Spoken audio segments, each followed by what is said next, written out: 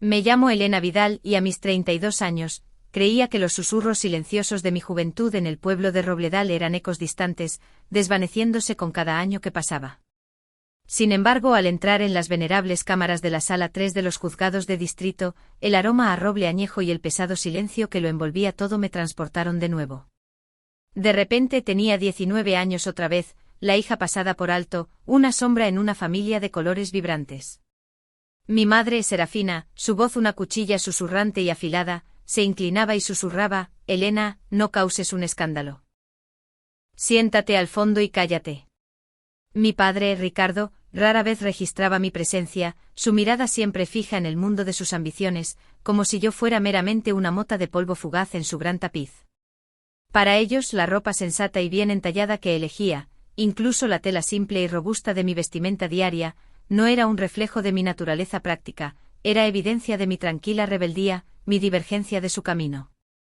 Nunca comprendieron realmente que este camino, forjado en la independencia y la búsqueda del conocimiento, me había dado un profundo sentido de propósito. Y los estudios jurídicos avanzados que realicé, a menudo en la tranquila soledad de las clases nocturnas, habían agudizado mi mente hasta convertirla en una herramienta para la claridad y, cuando era necesario, para la defensa. Pensaron que me habían convocado a Robledal para ser testigo de su duradera influencia. No tenían ni idea de que acababan de convocar a un ojo perspicaz, uno que podría ver más allá de su pulcra superficie. El antiguo juzgado de piedra en Robledal, con sus grandiosos y resonantes pasillos y el solemne peso de su arquitectura, siempre se sintió como un lugar donde los secretos se guardaban en los cimientos mismos. Para mí, era un punto de referencia familiar, aunque nunca antes me había acercado a él como participante en el drama que se desarrollaba en mi propia familia. Mis padres me esperaban justo dentro de las puertas de la sala, de pie como figuras esculpidas en un mármol elegante e inflexible, sus expresiones grabadas con una desaprobación familiar. No hubo un cálido abrazo ni un «qué bueno verte, Elena». En cambio, la mirada de mi madre realizó un rápido y crítico inventario de mi conjunto simple pero bien mantenido, sus labios se tensaron en una familiar línea de decepción discreta. Mi padre, Ricardo, solo ofreció un breve, casi imperceptible asentimiento, sus ojos ya recorriendo la sala, evaluando la reunión, asegurándose de que su exhibición de prosperidad y reputación impecable fuera bien recibida. En la última fila, murmuró Serafina, su voz llevando esa vieja y sutil nota de ansiedad social. Hizo un gesto con un movimiento despectivo de su muñeca hacia un banco de madera apartado cerca de la salida. Junto a la puerta. Solo intenta pasar desapercibida. Esa sola frase, intenta pasar desapercibida, encapsulaba gran parte de mi vida temprana. Era un recordatorio sutil y persistente forjado a lo largo de los años, de que yo era demasiado introspectiva, demasiado preguntona, demasiado diferente, nunca del todo suficiente según su medida. La ironía tácita era casi asfixiante. Aquí estaba yo, una profesional reflexiva y concienzuda, siendo tratada como si todavía fuera una adolescente problemática. Intentaban oscurecer las sutiles injusticias, un sentimiento que conocía tan íntimamente como el latido de mi propio corazón, un sentimiento que se enroscaba caliente y apretado dentro de mí. No ofrecí respuesta verbal. En cambio, asentí en silencio, un gesto de compostura controlada, y caminé hacia el asiento que me habían designado. Mi postura era recta, mis movimientos deliberados. Entendía cómo seguir una instrucción, incluso una que se sentía como un despectivo movimiento de la mano. Me acomodé en el banco y los observé tomar sus prominentes asientos en la primera fila, con su abogado pululando atentamente. Ellos eran, en su mente, las figuras centrales en esta narrativa en desarrollo, propietarios de un inmueble en el centro, un encantador edificio antiguo al que se referían como apartamentos Sauce Dorado, ahora envueltos en una demanda presentada por un inquilino. Un pequeño inconveniente, lo habían llamado por teléfono, un asunto trivial. Me habían convocado de nuevo a Robledal, no para apoyo emocional, sino como un objeto simbólico, la hija pródiga, traída a casa para ser testigo de su continua influencia y autoridad. Yo debía ser una afirmación silenciosa de su mundo, un mundo que yo había elegido tan claramente no habitar. La voz del alguacil resonó por la sala, todos en pie. La jueza Leonor Vidal entró, una mujer de tranquila dignidad con mechones plateados en su cabello oscuro y un aire de autoridad reflexiva. La sala se acomodó en respetuosa atención. Los procedimientos preliminares comenzaron. Y entonces llegó el momento crucial. Se llama el caso de la señora Ana García contra Inmuebles Vidal, anunció el secretario. El abogado de mis padres, un hombre cuyo traje a medida probablemente costaba más que mis modestos gastos mensuales, se puso de pie. Comenzó su introducción. Pero mientras hablaba, yo lentamente me levanté de mi asiento en la parte trasera de la sala. Mis pasos eran pausados, cada suave clic de mis zapatos sensatos contra el suelo pulido un latido constante y rítmico en la sala silenciosa. Clic, clic, clic. Era el sonido de una elección cuidadosamente considerada. Pasé directamente por la primera fila, por delante de los padres que tan a menudo habían intentado hacerme invisible. Sentí sus miradas sobre mí encendidas con confusión y quizás un destello de irritación. Llegué a la mesa de la demandante donde una mujer tranquila y resuelta, Ana García, estaba sentada sola. Coloqué mi simple cartera de cuero firmemente sobre la mesa junto a ella, el cierre abriéndose con un sonido suave y definitivo. Miré directamente a la jueza Vidal. Señoría, declaré mi voz clara y firme, resonando fácilmente por la sala aturdida. Elena Vidal, en representación de la demandante, la señora Ana García. El silencio que siguió fue absoluto, una quietud profunda. Vi la expresión cuidadosamente compuesta de mi madre vacilar, su fachada perfectamente arreglada resquebrajándose momentáneamente. Mi padre, por primera vez en todo el día, me miró directamente. Su expresión no era de ira inmediata, todavía no. Era de puro, sin adulterar, shock. Fue un momento de tranquila revelación, el primer dulce sabor de un resultado que habían fallado por completo en prever. Entonces el shock comenzó a cuajarse en algo parecido al desprecio. Escuché el susurro ahogado de mi madre, justo lo suficientemente alto como para alcanzarme, un último intento desesperado de menospreciarme. Eres solo una calladita. Antes de que pudiera procesar por completo el sutil aguijón de sus palabras, la jueza Vidal se inclinó hacia adelante, mirándome por encima de sus gafas. Su voz, tranquila y perspicaz, cortó el aire. Señorita Vidal, de la Sociedad de Asistencia Jurídica de Robledal. He leído sobre su meticuloso trabajo en el caso de derechos de vivienda de Cedro. Minucioso. Esa sola palabra, minucioso, ofrecida por la máxima autoridad de la sala, fue más impactante que cualquier réplica que yo hubiera podido conjurar. Fue una validación silenciosa que desarmó suavemente a mis padres de su sutil poder. Cayó como una verdad suave pero innegable, y vi a mi padre tensarse. Habían pasado toda una vida enmarcándome sutilmente como su fracaso personal y silencioso, solo para que el mundo exterior, el mundo más allá de su órbita inmediata, reconociera mi cuidadosa dedicación. La tranquila absurdidad de su juicio quedó suavemente expuesta para que todos la presenciaran. Los procedimientos se desarrollaron con una claridad metódica. Presenté mi caso no con emoción manifiesta, sino con hechos cuidadosamente recopilados, progresión lógica y documentación irrefutable. Mis años de estudio silencioso me habían enseñado el valor de la precisión, a no dejar espacio para la ambigüedad. Uno por uno desmonté suavemente con firmeza sus afirmaciones. Permiso para presentar la prueba, señoría. En la pantalla grande apareció una fotografía, una pared en el apartamento de Ana García, cubierta por una creciente extensión de moho negro tóxico. Lo seguí con el informe detallado del inspector de Sanidad Municipal, que describía numerosas violaciones del código que habían sido ignoradas. Luego vinieron los expedientes médicos de la hija de 7 años de Ana, cuya condición respiratoria había empeorado significativamente desde el inicio de su alquiler. Mi voz se mantuvo uniforme, casi reflexiva. Cité la Ley de Arrendamientos Urbanos de Robledal, capítulo y verso. Cada palabra era una verdad cuidadosamente dirigida, erosionando suavemente su fachada meticulosamente construida.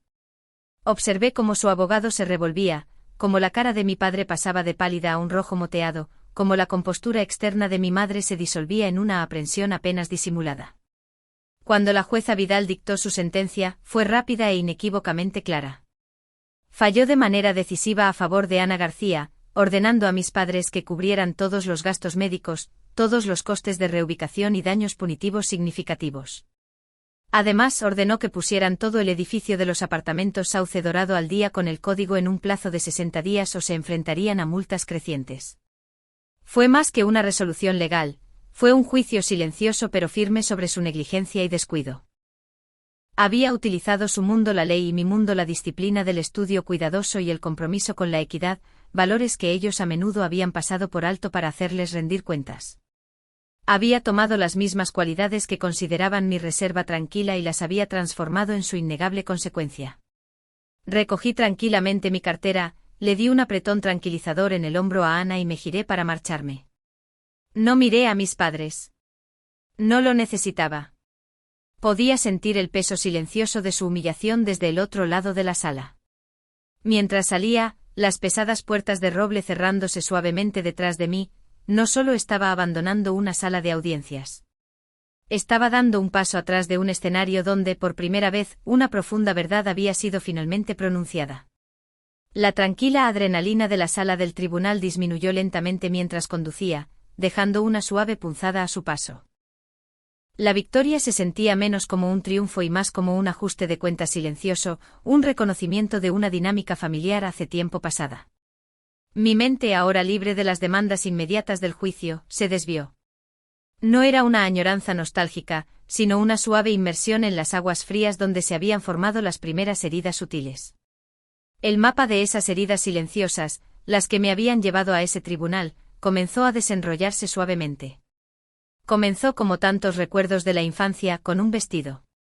Tenía 17 años y en la primavera de mi último año de instituto, el próximo baile de primavera se sentía como el evento más significativo en el horizonte. Mi hermana, Lola, 2 años menor pero ya el radiante y efervescente centro de atención de nuestra familia, burbujeaba de emoción. Mi madre, Serafina, había pasado un sábado de ocio yendo de boutique en boutique con ella, eligiendo un impresionante vestido verde esmeralda que brillaba como algo sacado de una película clásica. Unos días después tímidamente pregunté, «Mamá, ¿podríamos quizás buscar un vestido para el baile de primavera este fin de semana?» Ella no levantó la vista de su revista de jardinería. «Oh, cariño, no seas tan particular», dijo, su tono ligero, casi despectivo. «Puedes usar el de Lola del año pasado. Además, a ti no te importa todo ese ajetreo y lujos, ¿verdad?» Sus palabras se sintieron como un pronunciamiento silencioso. Mis deseos eran secundarios, mis intereses predeterminados por su percepción de mí. «¿No te importa?» Yo era la reflexiva, la estudiosa. Y así se decidió sutilmente, no necesitaba sentirme hermosa a mi manera. Recuerdo que sostuve el vestido al que se refería, un delicado chifón azul pálido, adornado con diminutas perlas, un vestido que le había quedado perfecto a Lola. A mí me quedaba un poco mal en los hombros, un poco corto en el corpiño. La tela se sentía extraña, no del todo correcta. Me sentía como una impostora a una presencia de segunda mano, a la vez silenciosamente invisible y torpemente llamativa. Nunca asistí a mi baile de primavera de último año. Esa noche, mientras mis compañeros bailaban bajo luces parpadeantes, yo me sentaba en mi habitación bajo el suave resplandor de mi lámpara de lectura, perdida en un libro sobre textos filosóficos antiguos. Fue mi primer acto silencioso de recuperar mi espacio. Si ellos no me hacían un hueco completo en su mundo vibrante, yo construiría tranquilamente el mío propio. Esa silenciosa recuperación se solidificó en un camino claro un año después, el día de mi graduación del instituto. Había trabajado diligentemente obteniendo mi diploma con distinción. Una pequeña y esperanzada parte de mí se aferraba a la ingenua creencia de que esto, por fin, sería suficiente. Esto seguramente lo reconocerían. Estaba detrás del escenario, esperando mi nombre, mi corazón un suave latido. Cuando se pronunció Elena Vidal, caminé por el escenario, mis ojos escudriñando suavemente la multitud en busca de sus rostros, y entonces los vi, 2 sillas vacías en la sección reservada para la familia Vidal. No estaban allí. La silenciosa sonrisa que había practicado durante semanas vaciló. Estreché la mano del director, acepté mi diploma y bajé del escenario, un conocido dolor silencioso formándose en mi estómago. Llegaron justo cuando concluía la ceremonia, entrando con disculpas sobre un tráfico inesperado en la calle del Sauce Dorado. Sus disculpas sonaban vacías, su molestia por el inconveniente era palpable. La cena de celebración que yo había imaginado en silencio quizás en un pintoresco bistró del centro nunca se materializó. En cambio, durante una comida rápida y bastante tensa en casa, hicieron su anuncio. «Tenemos una noticia maravillosa», declaró mi padre, radiante hacia Lola. Hemos decidido financiar un gran viaje por el continente para Lola como regalo anticipado de graduación. Lola jadeó de alegría. Yo simplemente miré mi plato, la comida en mi boca sabía a ceniza. Mi graduación, mi silencioso logro, había sido sutilmente eclipsada, reemplazada por una elaborada recompensa para mi hermana. Fue el momento en que finalmente entendí, no era que no fuera lo suficientemente buena. Era que a sus ojos yo simplemente no existía de la misma manera que Lola. Mis éxitos silenciosos eran notas a pie de página, los suyos eran titulares vibrantes. Esa noche, la tranquila recuperación en mi corazón evolucionó hacia una suave resolución. Necesitaba buscar mi propio camino. La universidad local, con su oferta de una beca para mi campo de derecho elegido, se convirtió en mi escape silencioso. No fue una elección repentina e impulsiva, fue un plan cuidadosamente considerado para mi propio bienestar emocional. Recuerdo el día que se lo dije. Estábamos en la sala, las noticias de la noche zumbaban suavemente. Las apagué y me enfrenté a ellos. He aceptado la beca, dije. Empezaré la universidad en 6 semanas. Mi padre soltó una risa corta y aguda. ¿Universidad?, se burló. Elena, eso es. Una dirección bastante diferente. Mi madre comenzó a secarse los ojos, no por preocupación por mi futuro, sino por una sutil incomodidad social. ¿Qué pensará la señora García?, murmuró. ¿Qué les diré a las señoras del club de lectura? Su reacción fue toda la confirmación que necesitaba. Vieron mi elección no como una búsqueda de conocimiento, sino como un acto silencioso e inexpresivo de divergencia social. Su ultimátum tácito: ajusta tus expectativas o forja tu propio camino. Elegí forjar mi propio camino. Empacaron una única y modesta maleta para mí, y la dejaron en el porche delantero. Un último y silencioso despido. Mientras me alejaba de esa casa, no miré hacia atrás. Ellos pudieron haberlo visto como una separación, para mí fue mi suave día de liberación. Finalmente era libre de cultivar relaciones construidas sobre la comprensión mutua y el respeto genuino, no sobre la obligación y las sutiles comparaciones. A través de todos esos recuerdos silenciosamente desafiantes, siempre hubo un punto de luz constante, un ancla en las corrientes cambiantes. Mi abuelo Arturo Vidal, un profesor de historia jubilado, un hombre forjado con tranquila sabiduría y gentil integridad. Él fue el único que verdaderamente vio mi esencia. Mientras mis padres veían una hija reflexiva, quizás demasiado seria, él veía una mente aguda y un espíritu inquebrantable. Él fue quien me enseñó a apreciar la intrincada belleza de las constelaciones en los campos detrás de su pequeña cabaña. No me contó historias sobre expectativas sociales, me habló sobre el coraje silencioso de los filósofos y el poder duradero del conocimiento. Cuando mis padres desaprobaban sutilmente mi elección de libros, él me deslizaba un gastado billete de 20 euros en la mano y susurraba: «Nunca dejes que nadie te diga que tu mente no es aguda, querida». Su alabanza era rara, pero cuando llegaba, se sentía como oro puro. Si alguna vez has tenido a esa persona en tu vida que vio tu verdadero valor cuando otros no lo hicieron, por favor comparte su recuerdo y lo que la hizo especial en los comentarios. A veces una persona realmente es todo lo que se necesita. Recuerdo la última vez que lo vi, días antes de irme a la universidad. Condujo su viejo y querido sedán hasta mi diminuto apartamento nuevo, su motor ronroneando hasta detenerse. No dijo mucho, no tenía por qué hacerlo.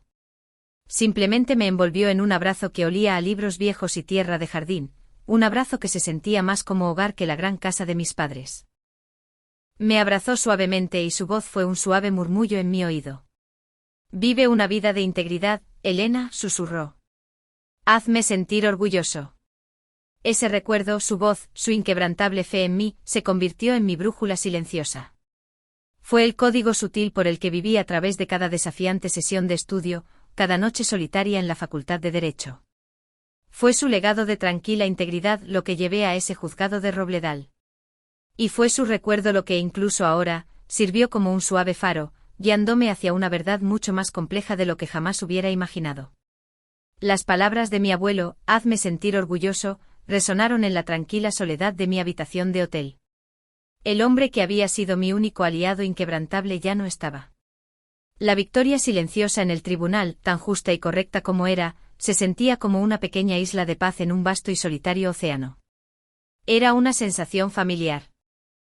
El camino que me había llevado a convertirme en Elena Vidal, la mujer que podía hacer que sus padres rindieran cuentas de manera suave pero firme en un tribunal de justicia, era un camino que había recorrido casi completamente sola. Mi mente se desvió hacia el bullicioso y soleado campus de la Universidad de Robledal. La Facultad de Derecho fue una inmersión intensa, diseñada para refinar el intelecto y remodelar la perspectiva. El aire estaba impregnado del aroma a papel viejo y ambición sincera. Los días eran un torbellino implacable de conferencias exigentes, estudios de casos intrincados y un agotamiento mental que llegaba más allá de la mera fatiga. Era desafiante y para mí, era un santuario.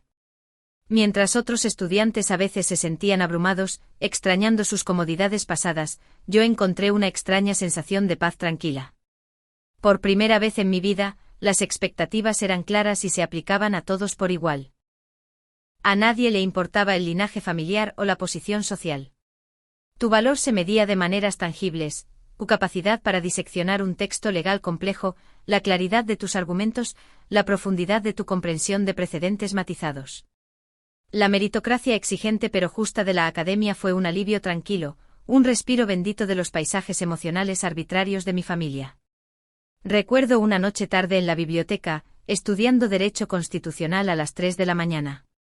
El mundo exterior estaba en silencio, salvo por el suave susurro de las páginas que pasaban y el zumbido distante ocasional de la maquinaria del campus. Estaba cansada, me dolían los ojos y tenía otra clase temprano en unas pocas horas. Y sonreí. Era una sonrisa genuina y sincera.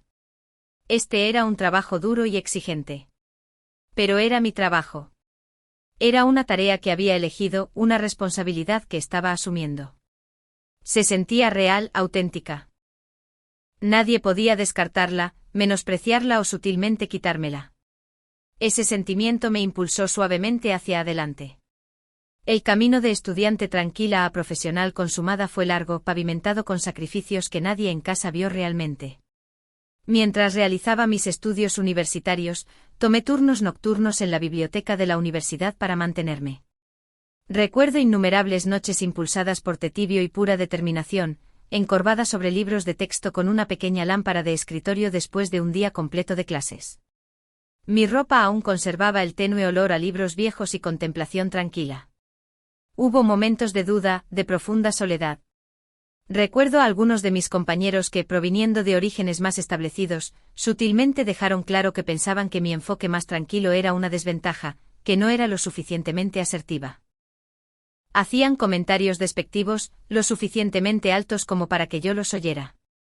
Pero hacía mucho tiempo que había aprendido que involucrarse con esa sutil desestimación era una suave pérdida de energía.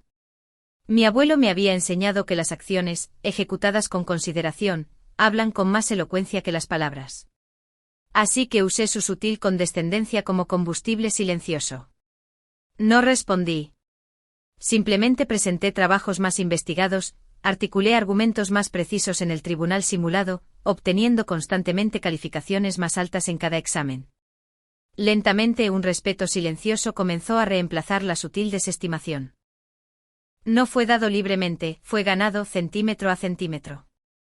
Cuando llegó la carta de aceptación de la Sociedad de Asistencia Jurídica de Robledal, una prestigiosa organización local, se sintió menos como una ruidosa celebración y más como la tranquila y lógica conclusión de un largo viaje cuidadosamente planeado. Fue una victoria profundamente personal e interna.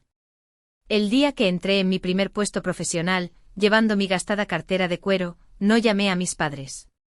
Sabía que no comprenderían verdaderamente el viaje, la tranquila dedicación, la profunda satisfacción representada por ese título discreto. O peor aún, simplemente no les importaría de verdad. Los años siguientes estuvieron marcados por una tranquila inmersión en mi trabajo legal, a menudo en el mismo Robledal, un lugar de complejos recuerdos. Vivía en un modesto apartamento y mantenía la cabeza baja, concentrándome solo en mis casos. Una noche, sintiendo el peso silencioso del agotamiento y una familiar sensación de aislamiento, navegaba suavemente por Internet, buscando algo que me ofreciera un momento de reflexión. Me topé con una conferencia de una oradora reflexiva que hablaba sobre la experiencia humana. Escuché mientras hablaba sobre la vulnerabilidad, sobre el coraje silencioso y la naturaleza sutil de la vergüenza. Y luego pronunció una frase que resonó profundamente dentro de mí: la vulnerabilidad no es debilidad. Es nuestra medida más precisa de coraje. En ese momento algo dentro de mí se movió suavemente. Todos los años que había pasado tratando de construir un escudo emocional para ocultar las heridas silenciosas que mi familia me había infligido de repente parecían innecesarios. Comencé a ver que esas sutiles cicatrices no eran algo de lo que avergonzarse. Eran la fuente misma de mi tranquila fortaleza. La constante sensación de ser una observadora reflexiva fue lo que forjó mi independencia. El tranquilo anhelo de justicia fue lo que impulsó mi búsqueda de la justicia. El dolor de ser ignorada fue lo que me hizo tan decidida a ver y defender a los demás. Mi pasado no era una maldición, era una suave forja. Me había forjado y moldeado silenciosamente en la abogada firme en la que me había convertido. Esa comprensión fue liberadora. Rompió el último hilo invisible que ataba mi autoestima a la sutil aprobación de mis padres. El suave timbre del teléfono en mi habitación de hotel me trajo de vuelta al presente. El silencio después de la victoria era pesado, pero no completamente vacío. Miré el identificador de llamadas: el señor Herrera, el socio principal de asistencia jurídica de Robledal. Me preparé para una discusión educada pero firme sobre el prominente perfil de mi familia. Contesté, mi voz profesional y nivelada. Elena Vidal. Vidal, dijo su voz tranquila y firme. No preguntó detalles sobre el juicio, no necesitaba hacerlo. Me enteré de que tuviste un regreso bastante agitado a Robledal. Un trabajo reflexivo. Hubo una breve pausa. Solo recuerda, Elena, el bufete apoya a los suyos. Estamos orgullosos de tu tranquila dedicación.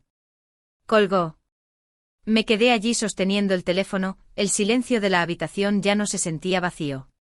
Esas pocas palabras simples: estamos orgullosos de tu tranquila dedicación, eran las palabras que había anhelado escuchar de mi propio padre toda mi vida.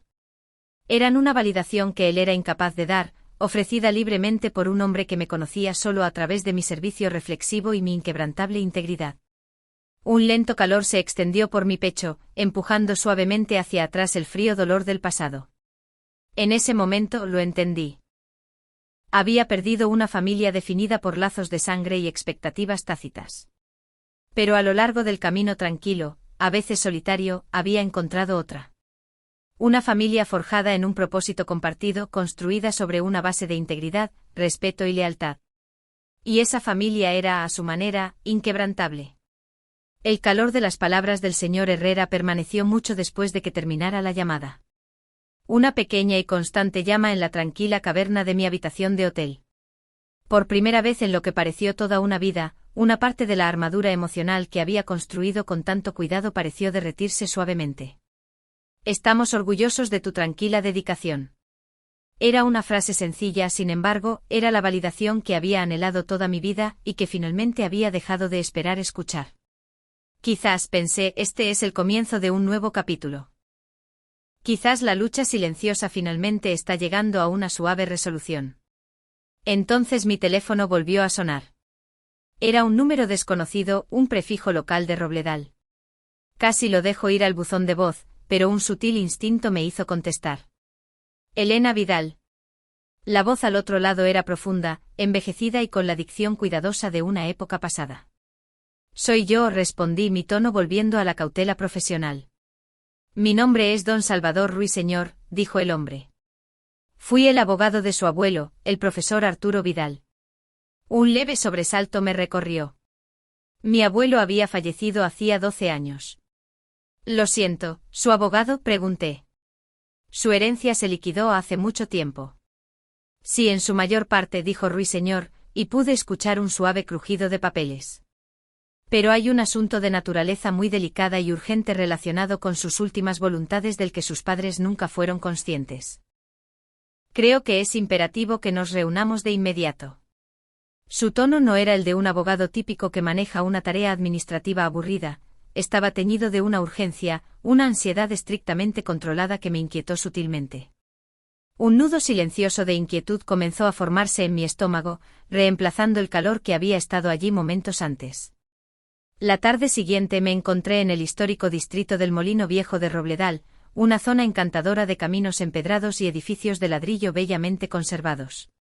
La oficina de abogados de Ruiseñor estaba en el segundo piso de uno de ellos, una cápsula del tiempo de madera oscura, libros encuadernados en cuero y el tenue y dulce aroma a papel viejo.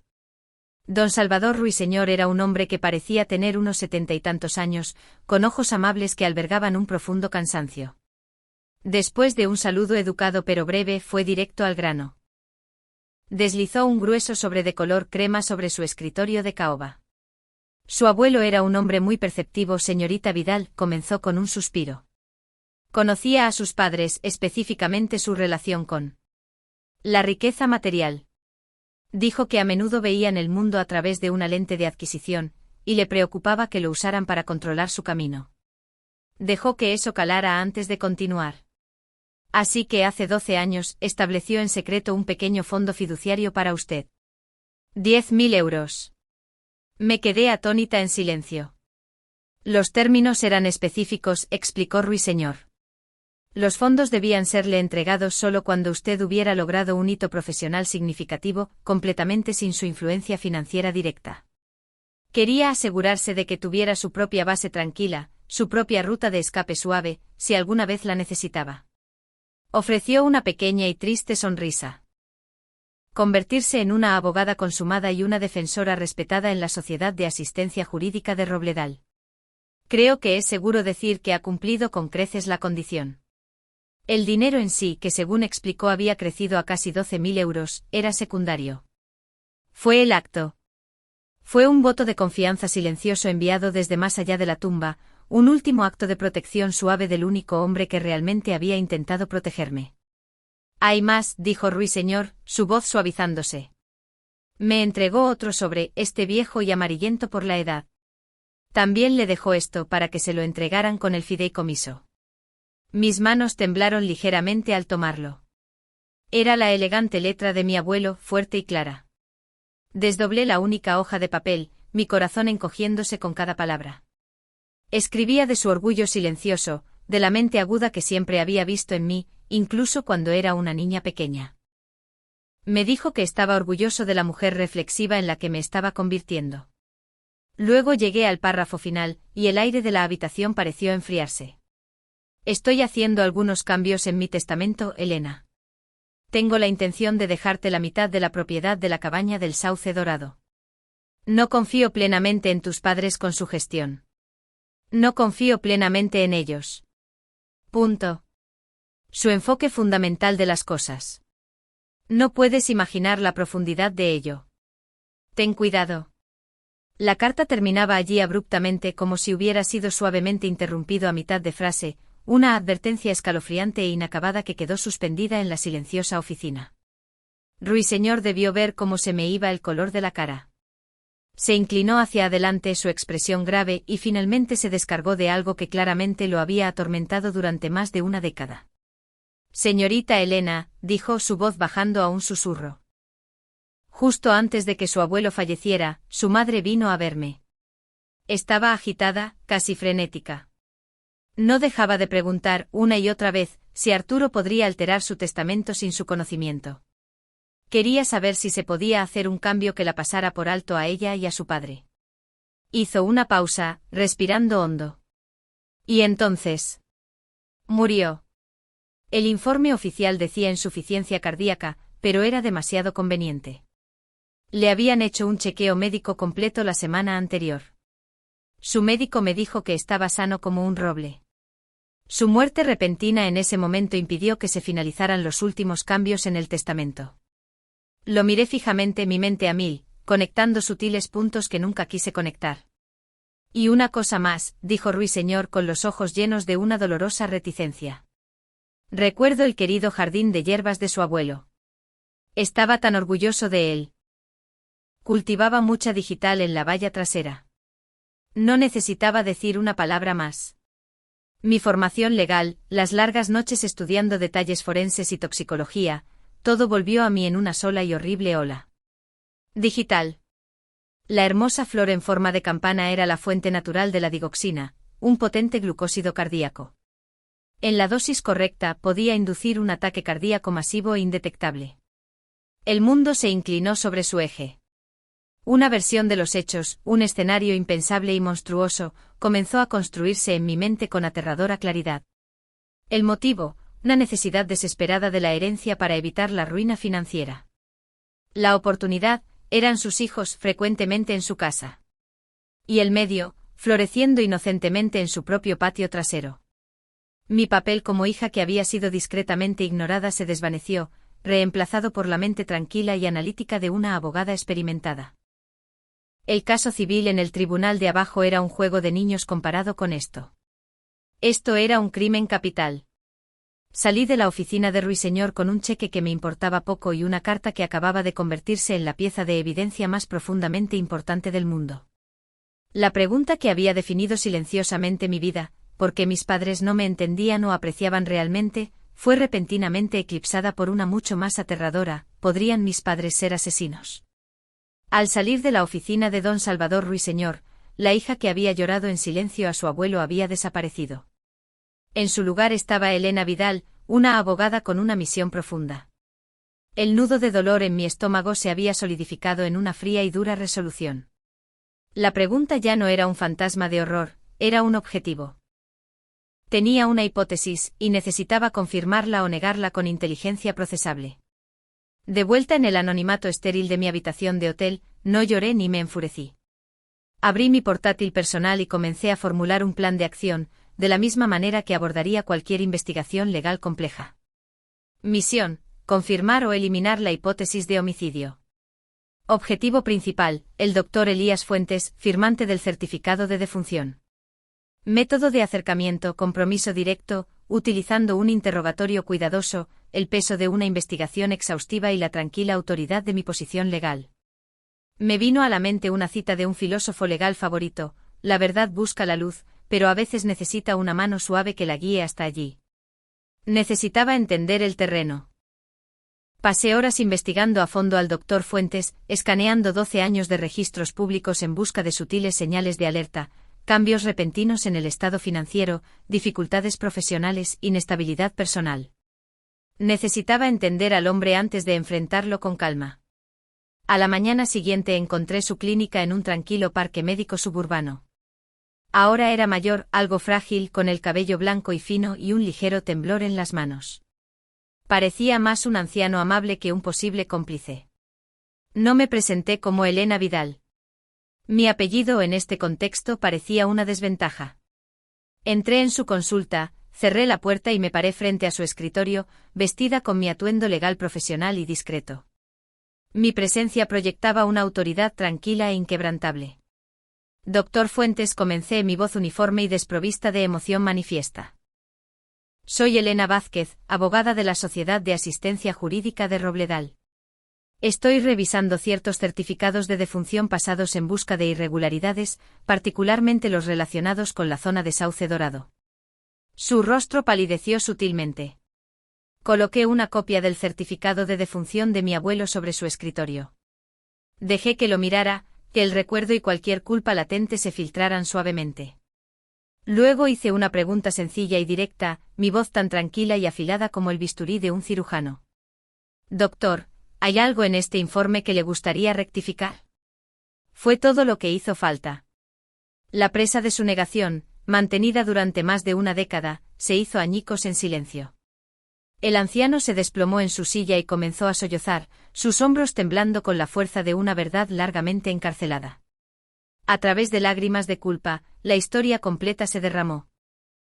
Me contó cómo mi padre, Ricardo Vidal, había acudido a él pocas horas después de la muerte de Arturo con una suma sustancial de dinero en efectivo y amenazas veladas sobre sus influyentes conexiones en el Colegio Médico Estatal. Enfrentando sus propios problemas financieros silenciosos, el médico había cedido. Aceptó falsificar el informe enumerando el paro cardíaco como la causa de la muerte y omitiendo cualquier análisis toxicológico. Pero la culpa, susurró, había sido un cáncer en su alma. A medida que su confesión disminuía, torpemente sacó una llave y abrió un cajón. De un archivo polvoriento produjo una sola hoja de papel. Yo no pude deshacerme de ella, balbuceó, deslizándola por el escritorio. Es el informe toxicológico original. Lo hice antes de que tu padre me contactara. Lo cogí. Allí estaba en blanco y negro, niveles letales de digoxina. Era la primera pieza concreta de evidencia. La primera nota clara en una tranquila sinfonía de la verdad que ahora estaba decidida a dirigir. Con la declaración jurada del médico y el informe, fui a ver a la fiscal de distrito de Robledal, una mujer reflexiva y sensata llamada Cassandra Ríos. Escuchó mi historia con una concentración sombría e inquebrantable. Cuando terminé asintió lentamente. El testimonio del médico es un gran avance, señorita Vidal, admitió. Pero es circunstancial. Su confesión implica a su padre en un encubrimiento, pero no coloca directamente el veneno en sus manos. Un buen abogado defensor pintará al médico como un anciano que intenta salvarse a sí mismo. Se inclinó hacia adelante, sus ojos clavados en los míos. Necesito algo que los vincule directamente con el acto. Una confesión, evidencia física, un testigo. Sin un vínculo directo, un jurado tendrá una duda razonable. Lo entendí. La justicia requería más. Necesitaba un aliado inesperado, una visión desde dentro.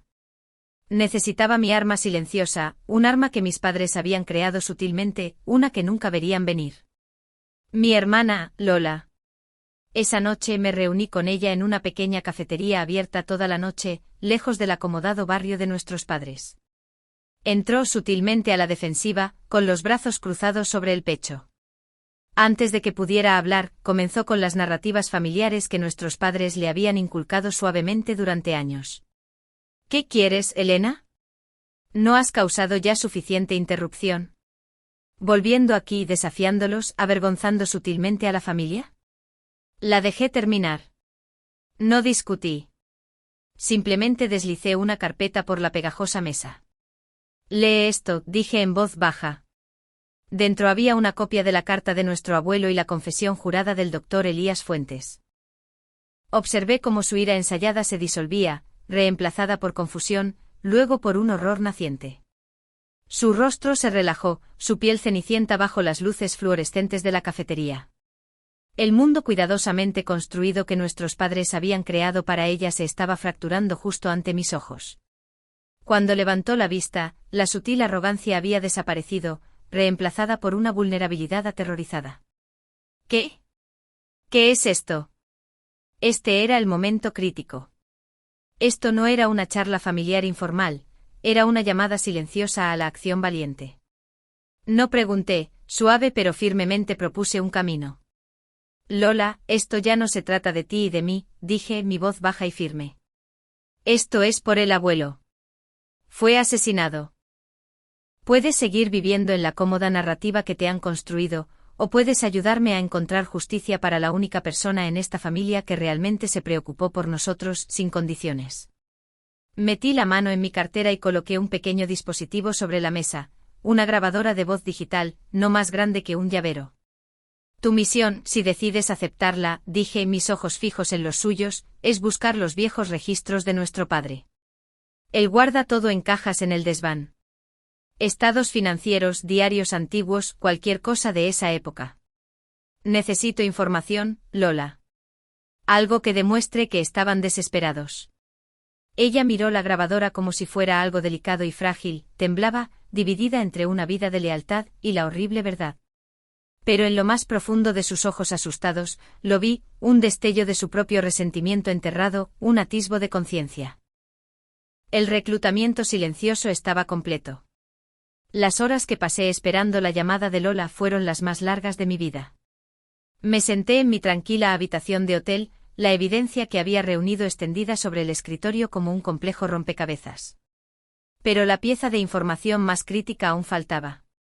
Le estaba pidiendo a mi hermana menor, que se enfrentara a la oscuridad que había dominado nuestras vidas, la misma oscuridad que en su versión más monstruosa, podría haber consumido a nuestro propio abuelo. Era un riesgo. Un riesgo enorme. Pero era un riesgo que tenía que correr. Mientras el reloj avanzaba implacablemente, mi mente comenzó a construir posibles escenarios, anticipando cada posible obstáculo. Lola era volátil, influenciable. ¿Se rompería? ¿Correría hacia nuestros padres y lo revelaría todo? La duda era un zumbido constante en el fondo de mi mente, un recordatorio de las complejas lealtades y las profundas heridas que compartíamos. Respiré hondo, tratando de aquietar mi propio corazón. No podía permitirme el lujo de la emoción ahora. Tenía que mantenerme firme, tan inquebrantable como el roble en el nombre de nuestra ciudad. Luego, a las 3 de la madrugada, sonó mi teléfono. El identificador de llamadas mostraba a Lola. Mi aliento se atascó en mi garganta. Contesté, mi voz apenas un susurro. «Lola, ¿estás bien?» Su voz estaba tensa, baja, casi un jadeo. «Elena. Lo he encontrado. Lo tengo». El alivio que sentí fue tan abrumador que casi me tambaleé. «¿Qué es?», pregunté, tratando de mantener la calma. «Un diario», susurró. «De papá. De hace 12 años. Y extractos bancarios». Había una pausa, un temblor en su voz. «Estaban en la ruina, Elena. El negocio de los apartamentos Sauce Dorado no iba bien. Tenían deudas enormes. Papá escribió sobre cómo el abuelo se negó a ayudarles con el dinero. Y luego un día, escribió sobre un plan definitivo para asegurar nuestro futuro. Y luego, el abuelo murió. Su voz se quebró. Y los extractos bancarios muestran un depósito enorme, solo una semana después de su muerte. Lo suficiente como para sacarlos de la quiebra. Es terrible, Elena. El corazón me latía con fuerza en el pecho, pero mi mente estaba clara. La pieza final del rompecabezas había caído en su lugar. «Lola», dije, mi voz firme pero suave. «Envía todo esto a un correo electrónico seguro que te daré. Y luego, sal de esa casa. Ve a la estación de tren, compra un billete para la ciudad más cercana. Quédate en un hotel hasta que te contacte. Estás a salvo». Hiciste lo correcto. Después de que colgó me senté allí en la oscuridad, las palabras de Lola resonando en mi mente. Desesperación financiera. Un plan definitivo. Y un depósito masivo. Se ajustaba. Todo se ajustaba. Mis padres. Los que me habían relegado a la sombra, los que me habían negado mi propia valía, eran capaces de mucho más que la sutil crueldad. Eran capaces de una monstruosidad fría y calculada. Con la evidencia ahora en mi poder, no hubo tiempo para la reflexión. La próxima mañana temprano, volví a la oficina de Cassandra Ríos, la fiscal de distrito. Le entregué el expediente completo, el testimonio del doctor Fuentes, la carta de mi abuelo, y ahora, las pruebas irrefutables del diario y los extractos bancarios de mi padre. Ella leyó en silencio, su rostro volviéndose cada vez más sombrío con cada documento. Cuando terminó, levantó la vista, sus ojos duros. «Esto es innegable, señorita Vidal», dijo con voz grave. «Tenemos un caso». En los días siguientes el tranquilo mundo de Robledal se estremeció. Ricardo y Serafina Vidal, pilares de la comunidad, fueron arrestados en su propia casa. La noticia fue un shock para muchos, un susurro de incredulidad y traición. Para mí fue una fría y dolorosa validación. El juicio fue un torbellino de emociones contenidas y verdades expuestas. Lola testificó valientemente, su voz temblaba pero se mantuvo firme mientras detallaba el diario de nuestro padre y las presiones financieras que enfrentaban. Yo presenté la evidencia con la misma precisión que había utilizado en el caso civil, pero con una resonancia emocional mucho más profunda. Cuando el veredicto de culpabilidad por asesinato fue pronunciado, mis padres no me miraron. Sus rostros eran máscaras de incredulidad y resentimiento. No sentí alegría, ni triunfo. Solo una profunda y agotadora tristeza. La victoria no fue dulce, fue la amarga realización de lo que se había perdido. Después del juicio me reuní con Lola. Estaba pálida, pero había una nueva fuerza en sus ojos. «Gracias, Elena», susurró. Por la verdad. Por primera vez hubo una conexión real entre nosotras, una comprensión compartida que trascendía los años de silenciosa distancia. Me di cuenta de que en nuestra búsqueda de justicia, habíamos encontrado algo más. Una oportunidad para reconstruir, para sanar, para encontrar una nueva definición de familia. Decidí dejar Robledal. Los fantasmas de mi pasado eran demasiado fuertes, las sombras demasiado largas. Pero esta vez, no era una huida. Era una elección consciente de forjar mi propio futuro, libre de las expectativas y las cadenas de mi historia. El dinero del fondo fiduciario de mi abuelo, el regalo silencioso de su fe, me proporcionó la libertad de hacerlo. Abrí mi propio bufete de abogados en una ciudad nueva, un lugar donde podía continuar mi trabajo como defensora de la justicia, donde mi tranquila dedicación podría ser una fuerza para el bien. El camino había sido largo y